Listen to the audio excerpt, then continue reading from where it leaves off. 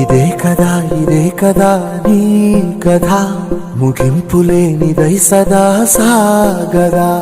ఇదే కదా నీ కథ, ముగింపులేనిదై సదా సాగదా. నీ కంటి రెప్పలంచున మనస్సు నిండి పొంగిన ఓ నీటి బిందువే కదా నువ్వెతుకుతున్న సంపద.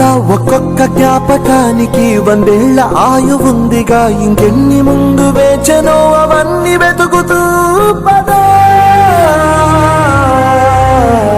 మనుష్యులందు నీ కథ మహర్షిలాగా సాగదా. మనుష్యులందు నీ కథ మహర్షిలాగా సాగదా.